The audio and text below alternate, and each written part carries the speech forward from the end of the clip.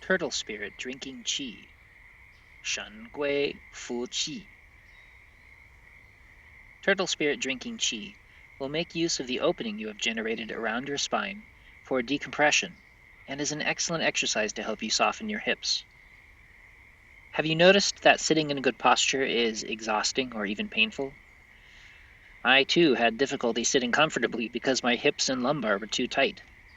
Perching relaxed and upright in a chair was a challenge that left me sore. The obstruction that stopped my hips from folding needed special care to release, and this simple movement was the key to finding ease while working at a computer and meditating. Open your stance comfortably wide and place your palms on your lower abdomen above the hip crease. Imagine that you are a turtle resting underwater. Bend your hips and knees, maintaining relaxation of your glutes and legs. Soften your neck and allow your head to feel like it's floating upward, lengthening your spine.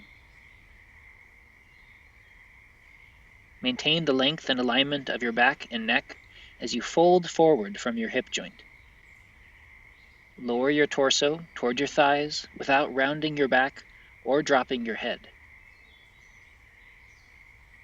By folding at the hip joint without collapsing elsewhere, you are asking it to open in a new way. Don't press into the tension once you have allowed the hips to open comfortably. We will only use the method of softness to restore flexibility. Release your breath naturally out of your mouth as you fold down. Release the neck and back, allowing the head to hang and the upper spine to lengthen.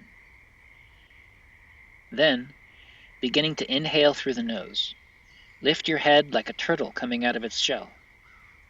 Lift your chin without tightening the back of your neck or your jaw.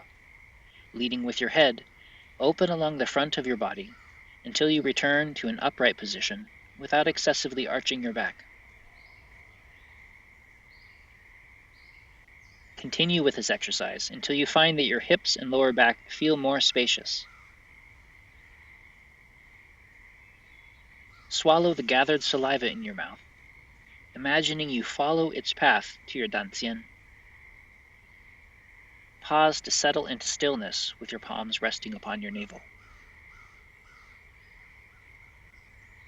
While this is a safe technique, a person with severe hypertension should be careful about placing their head below the level of their heart. Practicing this in a chair would make the experience safer. Many people prefer the seated version of this exercise anyway. Alternately, pregnancy or an ample belly would require care to avoid abdominal compression. A standing version with a broader stance may make this easier.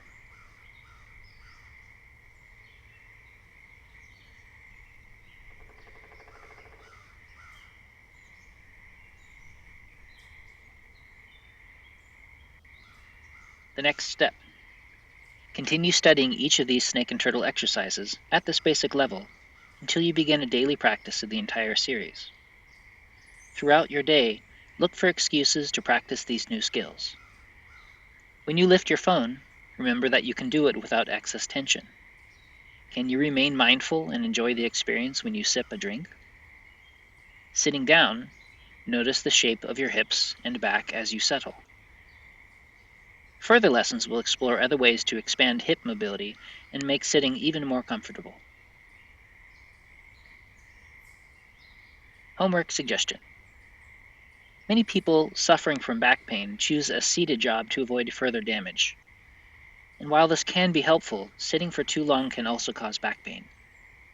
My suggestion is to monitor how long you spend in a chair. Many of my clients set a kitchen timer for 1 hour each time they sit down at work. That way, they remember to move around for several minutes before returning and resetting their alarm.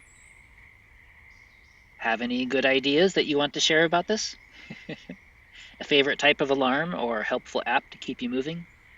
Please remember to write them down in your journal and then share them in the comment section. Let's inspire each other to keep healing. Happy training!